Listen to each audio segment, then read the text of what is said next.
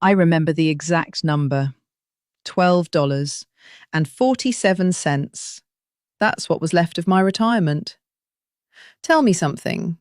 If you opened your bank account right now and everything you'd spent your entire life building was gone, would you scream? Would you cry? Or would you just sit there like I did, completely still? Because I didn't react. Not at first. Before we continue, please hit the like button, subscribe to the channel, and turn on the notification bell for updates. I'm Althea Rowan. I'm 68 years old. I spent 4 decades working as a school administrator. Early mornings, late nights, careful budgeting, saying no to things I wanted so I could say yes to security later. After my husband passed 10 years ago, that account wasn't just money. It was safety, independence, control. And in one quiet morning, it was gone. I stared at the screen, refreshing it again and again like that would somehow fix it. But the numbers didn't change. They only became more real. Then I saw the transaction history. Not one withdrawal, multiple, large ones, all authorized. That's when something cold settled in my chest. Because this wasn't some hacker halfway across the world. No strange locations, no alerts, no warnings. Whoever did this knew exactly what they were doing. And worse, they had access I had given. My hand hovered over the screen as I scrolled further. Dates, times, transfers, each one clean, intentional, controlled. Then I saw the final transfer. $186,000. Gone in one move. Sent to a joint account. I recognized the name immediately. Rowan. My last name. My son's account. Derek. 42 years old. My only child. I actually laughed. Just once, short, sharp, because the alternative, the truth forming in my head, was something I wasn't ready to say out loud. No, I whispered. Not him. But the screen didn't argue. It just sat there, quiet, certain. And then, as if the universe had perfect timing, my phone buzzed. His name lit up. Derek calling. I let it ring. Watched it. Felt something shift inside me. Something steady replacing the shock. Because in that moment, I realized something important. If this was what it looked like, then this wasn't just a mistake. It was a decision. And I wasn't going to respond the way they expected. I set the phone down, slowly, calmly. And I said it out loud, just to hear how it sounded. All right, if that's how they want to play this. I opened a drawer nearby, one I hadn't touched in years. Inside was a folder. Thin, ordinary, quiet, but powerful. And as I placed it on the table, I felt something I hadn't expected. Not panic, not grief. Control. Because they thought I wouldn't notice. They thought I wouldn't understand. What they didn't know was that I had already planned for something like this, and I was about to find out just how far they were willing to go. I didn't call him back. Not that morning, not that afternoon, not even that night. Let me ask you something. If someone betrays you, do you confront them immediately, or do you wait and see how far they're willing to go? Because I chose to wait. And that silence, it started telling me everything I needed to know. The next morning, I made coffee like usual, sat in the same chair, same table, same routine.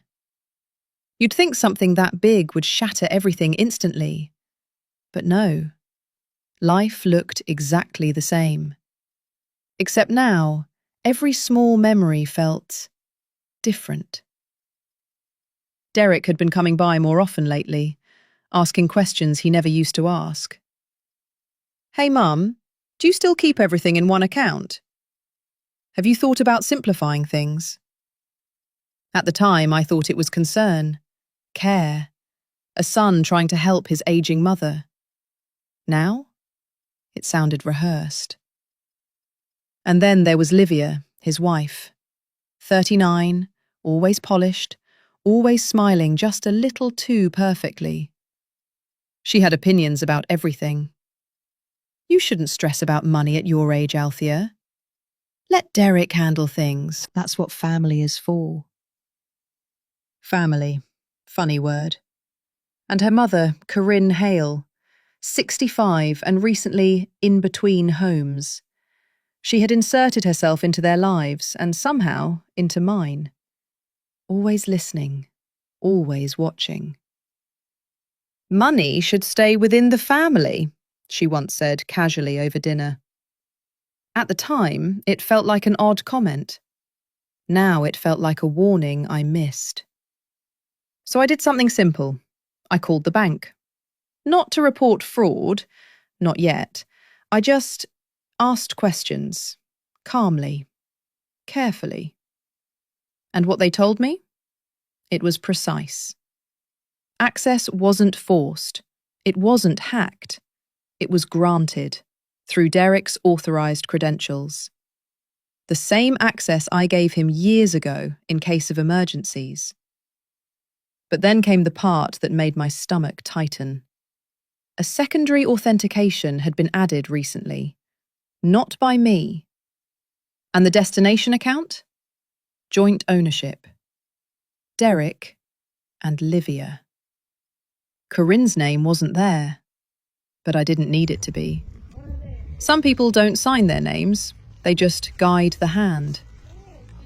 I thanked the bank representative like it was any ordinary call, hung up, sat there for a moment. Then I did something they would never expect. I called Derek. Cheerful, light. "Hi, sweetheart. I was thinking, why don't you all come by for dinner this week?" There was a pause, just a second too long. Then his voice came through. Careful, measured. Yeah, Mum, that sounds good." And in the background? Livia, whispering, guiding, always guiding. I smiled to myself as I hung up, because now I knew two things for certain. They thought I didn't know, and they hadn't told me because they were waiting. Waiting to see if I'd notice. Waiting to see if I'd stay quiet. So I decided to give them exactly what they wanted. Silence. But not the kind they were expecting. That night, I opened that folder again, ran my fingers over a document Derek had signed years ago, barely reading it at the time. A small clause, buried deep, forgotten by him, never by me. And as I read it again, slowly, carefully, I couldn't help but smile. Because if I was right, they hadn't just taken my money. They had just triggered something much, much bigger. 3 days. That's how long I stayed quiet. No accusations, no panic, no confrontation. And you want to know the interesting part? Silence makes guilty people nervous. By day 2, Derek was calling more than usual. "Just checking in, Mum." His voice sounded off. Too casual, like he was trying to act normal instead of being normal. Livia, on the other hand, didn't call. No, she texted. "Hope you're doing well, Althea. We should all get together soon. Heart." A heart emoji. That almost made me laugh. And Corinne? She sent a message about, family sticking together during uncertain times. Uncertain times. That phrase lingered, because now I could feel it shifting. Whatever confidence they had when they took that money, it was starting to crack. So I gave them what they wanted. I agreed to meet.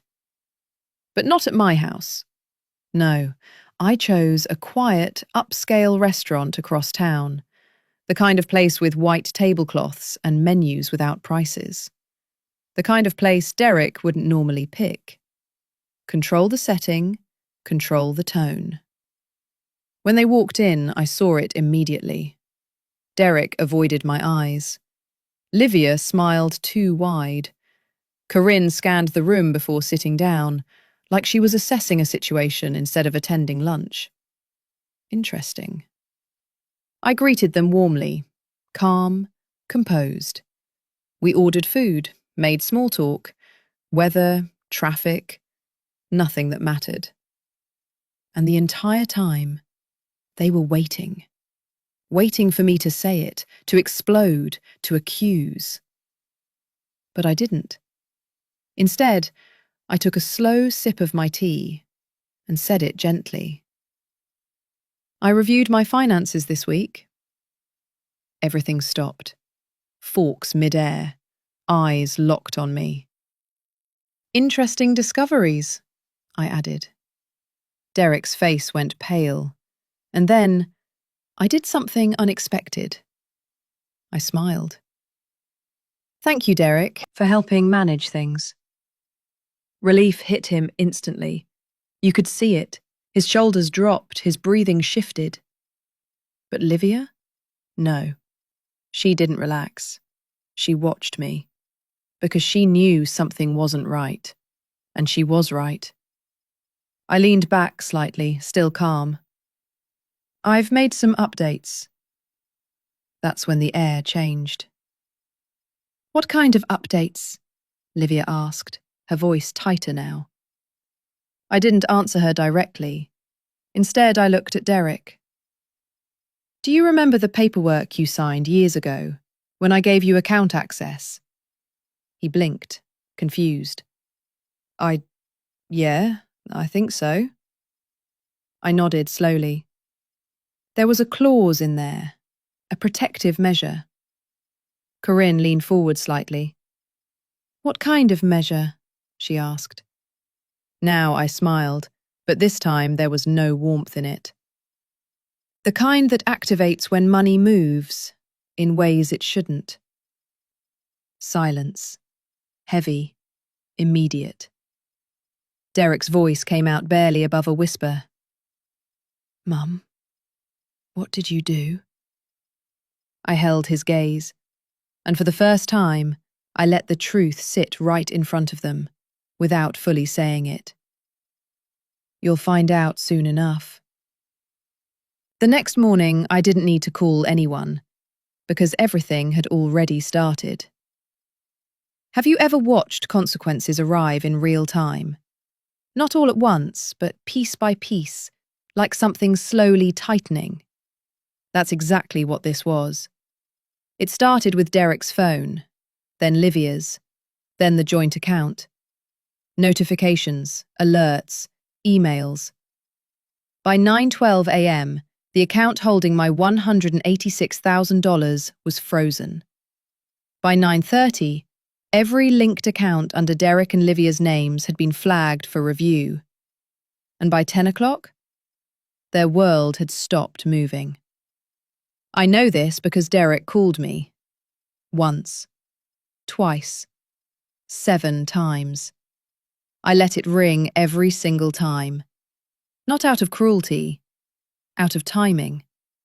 Because there's a moment, right before someone breaks, when they finally understand the weight of what they've done. And I needed him to reach that moment. By noon, he did. When I finally answered, there was no confidence left in his voice.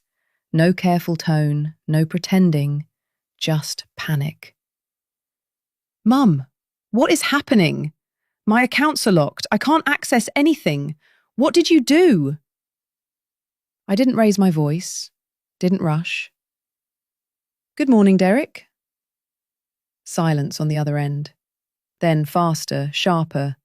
Mum, this isn't funny. Fix this, now. There it was. Not an apology, a demand. I closed my eyes for a brief second, then opened them again. Do you remember the clause I mentioned yesterday? He hesitated. No. Of course he didn't, so I explained. Years ago, after a small financial scare, I worked with a lawyer to build something into my accounts, a conditional trust safeguard. Quiet, invisible, but very real. Any large transfer made through assisted access, like his, without direct confirmation from me, would trigger an automatic review. Not just a flag, a full freeze. And not just on my account, on any account that received the funds, including joint ones. There was silence again. But this time it felt different. He was starting to understand. This isn't just about the money, I continued calmly. It's about how it moved, when, and by whom. In the background, I could hear Livia's voice, sharp, panicked.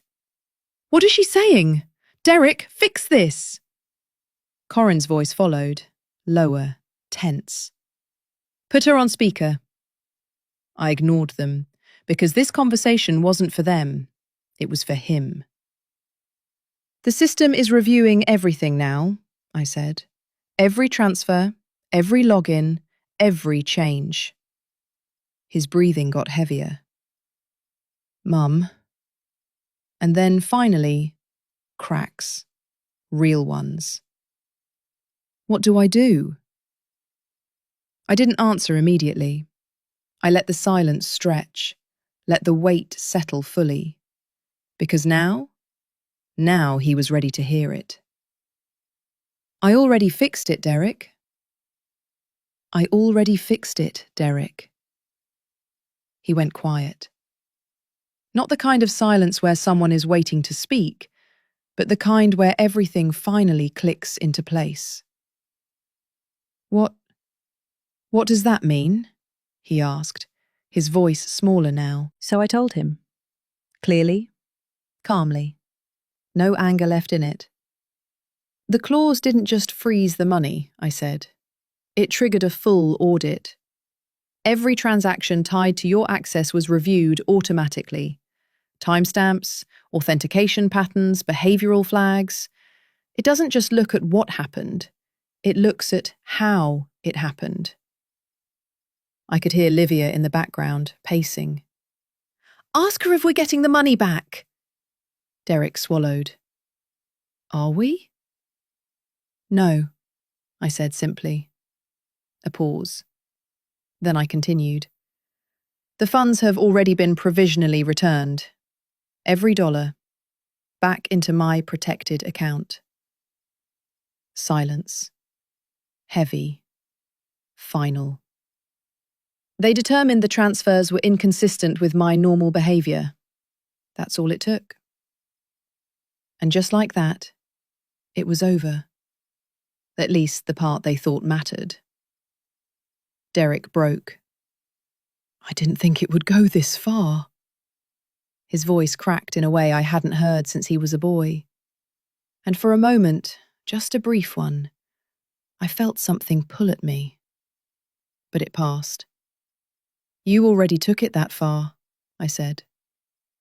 No yelling, no anger, just truth. And that truth stayed with him longer than anything else I could have said. The aftermath didn't happen all at once. It unfolded, slow, precise. Their accounts stayed under review for weeks, not frozen forever, but long enough to cause real damage. Missed payments, penalties. Their mortgage bounced within days. Credit scores dropped. Livia didn't handle it well. She blamed Derek, loudly, publicly. What started as whispers turned into arguments, then distance. Within a month, she filed for separation. Corinne? She disappeared from the situation entirely, denied involvement, said it was between them. Of course she did. Derek was left holding everything. Financial scrutiny, legal pressure, not criminal, but civil liability was discussed, enough to follow him for years. And me? I made changes, permanent ones. I removed Derek from every account, every document, every layer of access. I updated my will, locked my trust under third-party oversight. No more family handling things. And I told the truth, quietly but clearly, to the rest of the family. Not emotionally, factually. That was enough. Weeks later, I sat at the same kitchen table, same chair, same light coming through the window. But everything felt different. Not broken, just settled. My phone buzzed. Derek. I looked at it, let it ring once, twice, then I silenced it. Not out of anger, not even out of hurt, just closure. I poured myself a cup of tea, steady hands, no hesitation. Because in the end, it was never just about the money. It was about trust. And some things, once withdrawn, don't get deposited again.